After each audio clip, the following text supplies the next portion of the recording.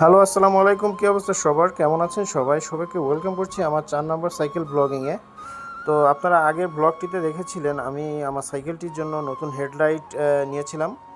হেডলাইটটির সাথে কিন্তু আবার হর্নও অ্যাড ছিল। আমি বলছিলাম যে কিছুদিন ইউজ করে রিভিউ দিব। এটি বেশ ভালোই সার্ভিস দিচ্ছে। আসলে কি দাম অনুযায়ী মোটামুটি ভালোই হয়েছে। আপনারা এখন দেখতে পাচ্ছেন যে আমার ভাইপো মাহিম শাহরিয়ার সে আমার সাথে মাঝে মাঝে রাইড দিতে বের হয়। যদিও সে আসলে পরীক্ষার্থী, এসএসসি পরীক্ষা দিচ্ছে, সবাই তার জন্য অবশ্যই দোয়া করবেন। তো সেও আমার সাথে মাঝে মাঝে সাইকেল নিয়ে বের হয়, আমরা ঘুরি। তো যা বলছিলাম, আমার সাইকেলটির যে হেডলাইটটি, এই হেডলাইটটি দাম অনুযায়ী কিন্তু এটা সার্ভিস ভালো দিচ্ছে, কিন্তু ব্যাকআপ টাইমটা আসলে কম।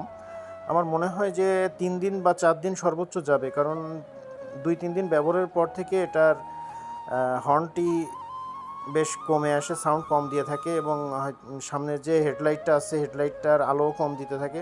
তো মোটামুটি এই তো এটাই হচ্ছে বিষয়, যে এই ধরনের লাইট আপনারা যারা কিনবেন সাইকেলিস্ট ভাইরা তারা কিন্তু বুঝেই কিনবেন যে দাম অনুযায়ী মোটামুটি ভালো, বাট ব্যাকআপটা একটু কম। আর আরেকটি যেটি আছে প্রায় 600 টাকা দাম, ওটা বেশ ভালো হবে, ওটার ব্যাকআপটাও আসলে বেশি। এই হচ্ছে বিষয়। আর বাই দ্য ওয়ে, আমি সাইকেল নিয়ে মাঝে মাঝে বের হই আসলে ফিটনেসটা ঠিক রাখার জন্য।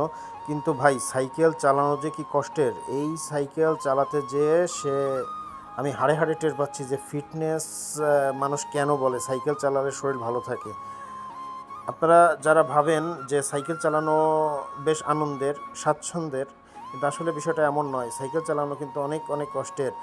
আর আমাদের এই দিকে যে পরিমাণ গরম পড়ছে, তাতে করে এই সাইকেল নিয়ে বের হওয়া আর আজাব ভোগ করা একই কথা।